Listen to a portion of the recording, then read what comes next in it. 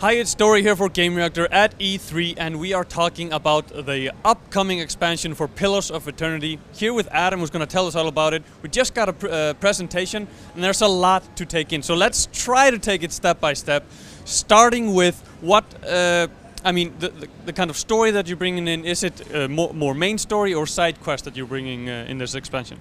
Yeah, so the White March Part 1 is set in the White March area, which is to the east of the Deerwood, which is where the main game takes place.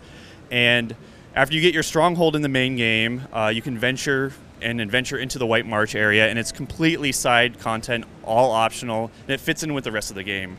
And we wanted to make a expansion, which means a lot of stuff. There's a lot of stuff to explore, a lot of new areas, a lot of new quests, and just a lot of more good stuff that you really enjoyed in the base game.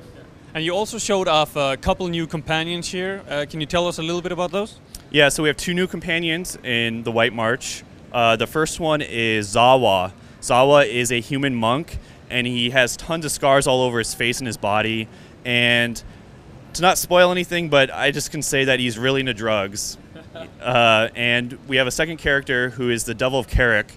Carrick is a construct, so she is made out of bronze, and through animancy, someone put a soul into this construct, and she is a rogue. Okay. Now, for some players that played the base game, micromanaging the AI might have been an issue sometimes. Yeah, but you're dealing with that this time around. Yeah. So one feature that a lot of people requested is party AI. So we're adding scripts that you can select from, and each class actually has different scripts. So, for example, if you want to have you're a priest, for example, like Durance. If you want Durance to be more of a buffer or a healer, you can select that. Or if you want him to be aggressive and use his offensive abilities, you can set him to be aggressive, and he'll choose from more offensive priest spells. Okay. And what level do you need to be to jump into the expansion? So there's not a hard level cap.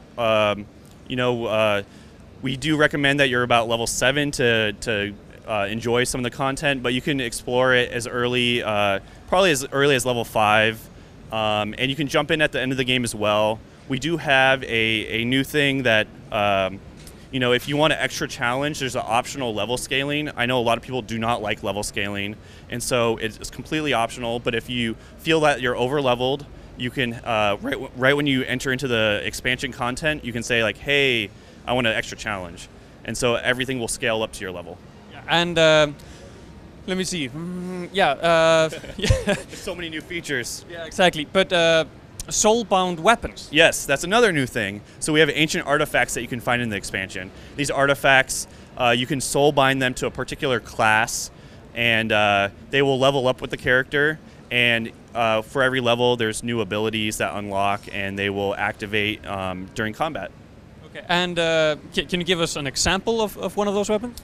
Yeah, so one weapon that we're showing off is St. Edwin's Redeemer, which is a huge greatsword, and it can bind to a couple different character classes. You can bind it to fighters, barbarians, and paladins, and if you bind it to Adair, who's the fighter, it will cast Pillar of Faith on hits or crits. It's kind of like a proc. Okay.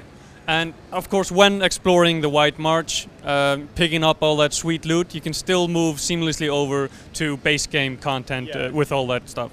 Yeah, so it's another area that unlocks on the world map, and you can freely go back and forth between the White March areas and the base game areas at any time. You can bring all the good loot that you found from the White March areas back into the base game.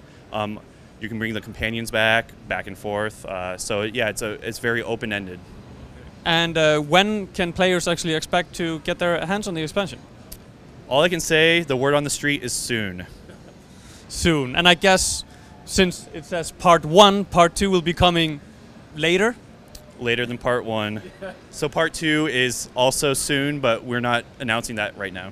Okay, perfect. Thank you so much for your time. Thank you.